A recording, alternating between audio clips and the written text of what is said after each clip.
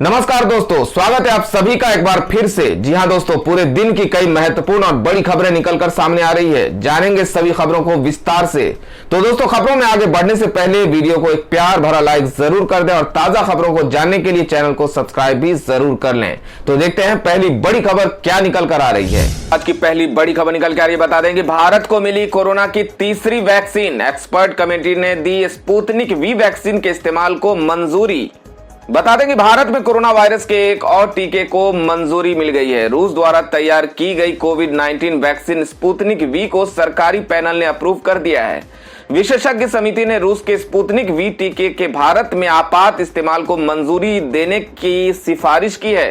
अब भारत के औषधि महानियंत्रक यानी डीसीजीआई की औपचारिक मंजूरी जरूरी होगी। ये भारत में कोरोना के खिलाफ तीसरा हथियार है। कई राज्यों से खबरें आ रही थी कि वैक्सीन की कमी हो रही है, तो इस वैक्सीन के आ जाने से हमारी समस्या काफी हद तक दूर हो सकती है। आप क्या सोचते हैं इस बारे में हमें कमेंट करके जरूर बताएं। तो बढ़ते हैं अगली बड़ी खबर की ओर। दोस्तों, अगली बड़ी खबर में आपको बता दें कि एक शोध के अनुसार कोरोना की दूसरी लहर में 2020 की तरह लोगों की जा सकती है नौकरियां। तेजी से बढ़ रही है बेरोजगारी दर। बता दें कि देश भर में कोरोना की दूसरी लहर आ चुकी है। हर दिन नए कोरोना पॉजिटिव मामले तेजी से बढ़ रहे हैं। कोरोना के प्रकोप के बीच एक शोध में डरा देने वाले संकेत दिए गए हैं। कोरोना की दूसरी लहर के दौरान कोविड-19 मामलों में तेज वृद्धि के साथ देश की अर्थव्यवस्था को हिट करना शुरू कर दिया था। एक निजी शोध रिपोर्ट बताती है कि अप्रैल से बेरोजगारी की दर बढ़ने लगी है और यह संभावना जताई गई है कि 2020 की तरह इस साल भी लाखों लोगों की नौकरियां जाएगी। दावा किया जा रहा है कि कोविड-19 की दूसरी लहर के कारण देश के विभिन्न हिस्सों में लगाए गए प्रतिबंधों की वजह से नौकरी छूट सकती है, जैसा कि 2020 में देखा गया था। दोस्तों, कोरोना महामारी की वजह से देश में बेरोजगारी दर बढ़ रही है। आपको क्या लगता है कि लॉकडाउन ही एक उपाय है या सरकार को कुछ और भी उपाय सोचने चाहिए? अपनी राय, अपने सुझाव जरूर कमेंट करके बताएं। तो चलिए बढ़ते हैं अगली बड़ी खबर की ओर। अगली बड़ी खबर छत्तीसगढ़ से आ रही है। बता दें कि छत्तीसगढ़ के सबसे बड़े सरकारी अस्पताल में जहां देखो वहीं पड़ी है कोरोना मरीजों की लाशें। बता दें कि देश में कोरोना क्रूर होता जा रहा है। संक्रमण का रफ्तार इस कदर बढ़ गई है कि रोज 1.5 लाख से ऊपर नए केस आ रहे हैं। मृतकों की संख्या में भी इजाफा हो रहा है। सबसे बुरा हाल महाराष्ट्र का है और उसके बाद नंबर है छत्तीसगढ़ का। छत्तीसगढ़ की राजधानी रायपुर की बात करें तो यहाँ के सरकारी अस्पतालों में शवों के ढेर लगे हुए हैं। क्या स्ट्रेचर, क्या फर्श, क्या एम्बुलेंस और क्या अस्पताल का परिसर। जहां देखो कोरोना से मरने वालों की लाशें ही नजर आ रही हैं। यकीन मानिए ये तस्वीर ये बताने के लिए काफी है कि देश में कोरोना की दूसरी लहर कितनी खतरनाक है। रायपुर के डॉक्टर भीमराव अंबेडकर मेमोरियल अस्पताल की बात करें तो अस्पताल में शवों के रखने के लिए जगह कम पड़ रही है। फ्रीजर पूरी तरह फुल है और फिलहाल अस्पताल में जहां जगह दिख रही है वहीं लाश रख दी जा रही है। लाचारी व्यक्त करते हुए अस्पताल के अधिकारी ने बताया कि कोरोना से मरने वाले मरीजों के शव अंतिम संस्कार के लिए तेजी से मुर्दाघर में जमा किए जा रहे हैं। अस्पताल की हालत ऐसी है कि आईसीयू और ऑक्सीजन वाले बेड पहले से भरे हुए हैं। रायपुर की मुख्य चिकित्सा अधिकारी मीरा बघेल ने कहा कि कोई भी अनुमान नहीं लगा सकता कि एक ही बार में इतनी सारी मौतें होंगी। हम नहीं समझ पा रहे हैं कि 1 से 2 मौतों की जगह 10 से 20 मौतों की रिपोर्ट कैसे सामने आ रही है। एक साथ इतने लोगों के शव का फ्रीजर में इंतजाम कर पाना नामुमकिन है। तो इतनी भयावह तस्वीरों को देख करके मन विचलित हो जाता है। सरकार को और क्या उपाय करने चाहिए रोकथाम के लिए? आप अपने सुझाव हमें कमेंट करके जरूर बताएं। बढ़ते हैं अगली बड़ी खबर की ओर। अगली बड़ी खबर में बता दें कि नवरात्रि और रमजान को लेकर यूपी, दिल्ली समेत अन्य राज्यों में क्या है नियम। तो बता दें कि कोरोना महामारी के प्रकोप के बीच 13 अप्रैल से नवरात्रि और 14 अप्रैल से रमजान की शुरुआत हो रही है। ऐसे में उत्तर प्रदेश सरकार समेत अन्य राज्यों ने कोरोना के चलते सख्त गाइडलाइन जारी की है। प्रदेश सरकारों द्वारा लागू किए गए नियमों का उल्लंघन करते अगर कोई पाया जाता है तो उसके खिलाफ सख्त कार्रवाई होगी। उत्तर प्रदेश के मुख्यमंत्री योगी आदित्यनाथ ने नवरात्रि और रमजान के लिए सुरक्षा और बचाव का मंत्र दिया है, जिसमें सरकार का स्वच्छता, सैनिटाइजेशन और फॉगिंग पर जोर दे रहे हैं। उत्तर प्रदेश में सरकार ने सभी धार्मिक स्थलों पर एक बार में केवल 5 लोगों को ही प्रवेश देने का फैसला किया है। इसके अलावा प्रसाद बांटने और पवित्र जल के छिड़काव पर भी प्रतिबंध रहेगा। बात बता दें कि सोशल डिस्टेंसिंग एवं मास्क लगाना अनिवार्य होगा। साथ ही उन्होंने कोविड प्रोटोकॉल का धार्मिक स्थलों में पालन कराए जाने के लिए भी अधिकारियों को सख्ती बरतने के लिए कहा गया है।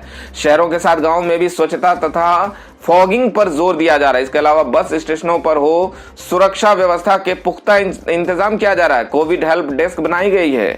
दिल्ली में कोरोना के बढ़ते प्रकोप के बीच प्रदेश सरकार ने नवरात्रि और रमजान पर सोशल डिस्टेंसिंग का पालन हो, इस पर विशेष ध्यान दे रही है। क्योंकि 6 अप्रैल से 30 अप्रैल तक दिल्ली में रात 10 बजे से सुबह 5 बजे तक कर्फ्यू है, इसलिए श्रद्धालु सुबह 6 बजे से रात 9 बजे तक ही मंदिर जा पाएंगे।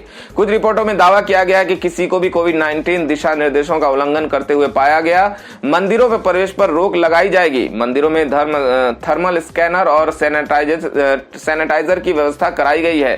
साथ ही माला, नारियल जैसे प्रसाद पर प्रतिबंध लगा दिया गया है।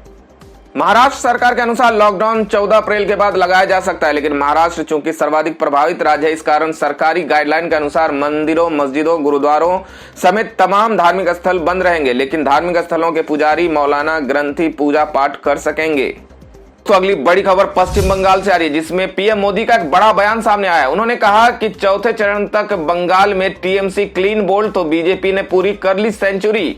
बता दें कि पश्चिम बंगाल में 5वें चरण का मतदान 17 अप्रैल को होगा और उसके लिए प्रधानमंत्री नरेंद्र मोदी को राज्य में ताबड़तोड़ प्रचार जारी है। सोमवार को पीएम मोदी वर्धमान जिले में पहुंचे, जहां उन्होंने एक रैली को संबोधित किया। इस रैली में पीएम मोदी ने ममता बनर्जी पर निशाना साधते हुए कहा कि बंगाल में दीदी का तो सफाया हो गया है। पीएम मोदी ने कहा कि चौथे चरण तक टीएमसी बंगाल में क्लीन बोल्ड हो चुकी है, जबकि भाजपा की सेंचुरी पूरी हो रही है।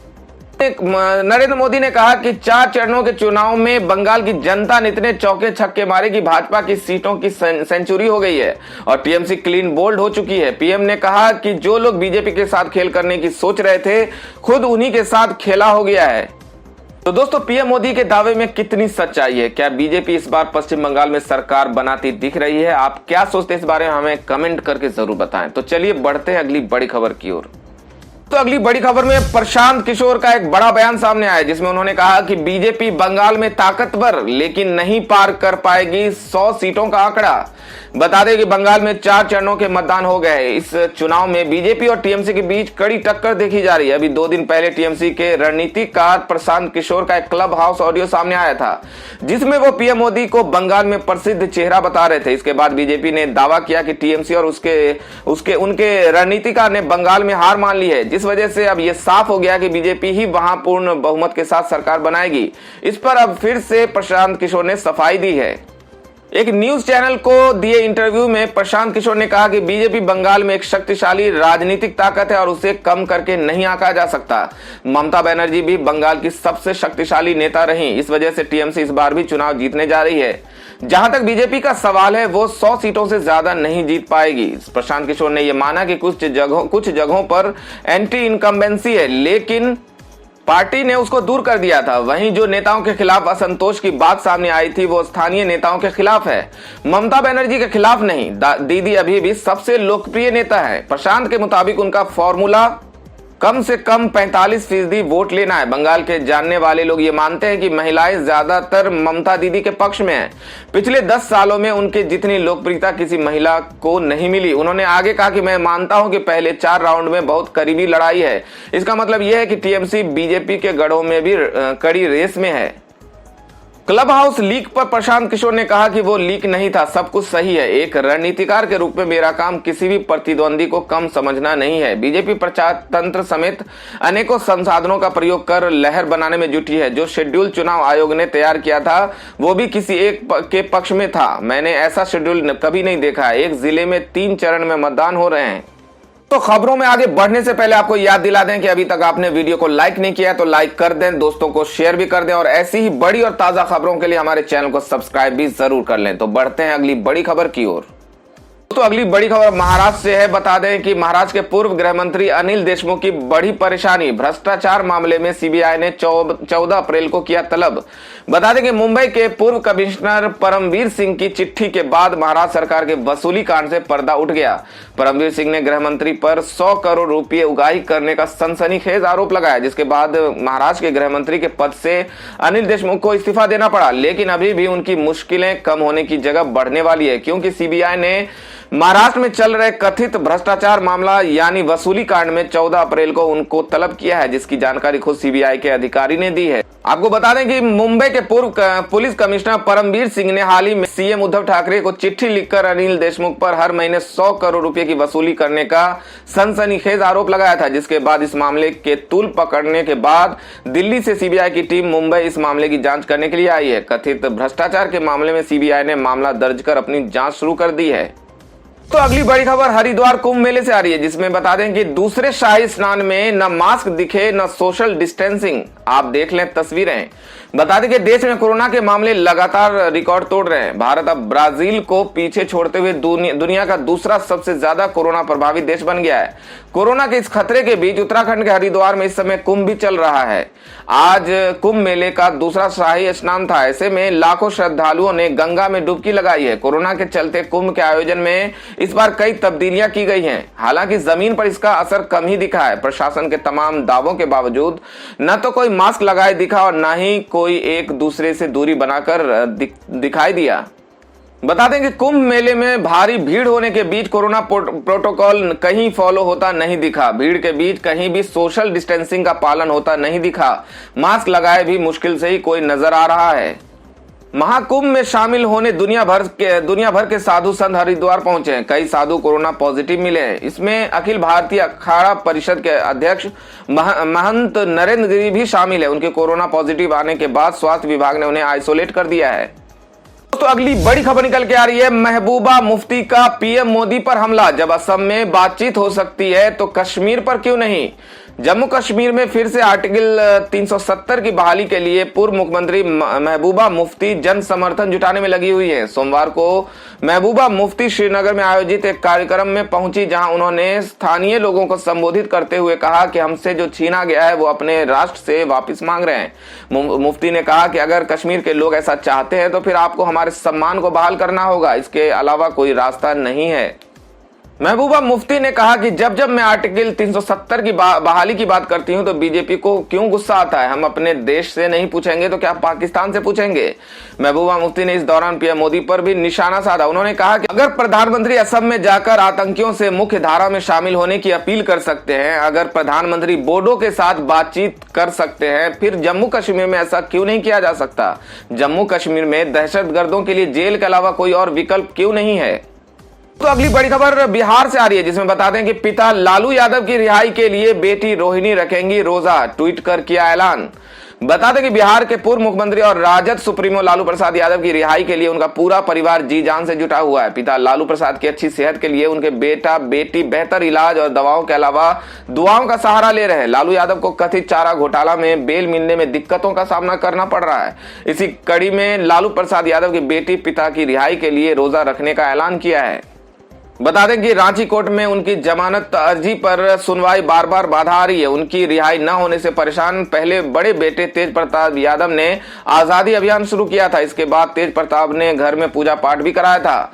वहीं अब लालू यादव की बेटी रोहिणी आचार्य पिता की सेहत के लिए रमजान के महीने में रोजा रखने का फैसला किया है। रोहिणी ने ट्विटर पर पिता के साथ अपने बचपन की प्यारी सी तस्वीर शेयर करते हुए इमोशनल ट्वीट किया है।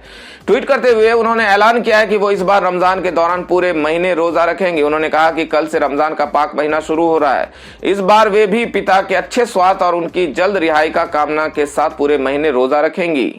दोस्तों, चारा घोटाले में आरोपी लालू प्रसाद यादव को कोर्ट की तरफ से जमानत नहीं मिल पा रहा है। आप क्या सोचते हैं इस बारे में? क्या कोर्ट का फैसला सही है या उसके साथ नरमी बरती जानी चाहिए? आप क्या सोचते हैं हमें कमेंट करके जरूर बताएं।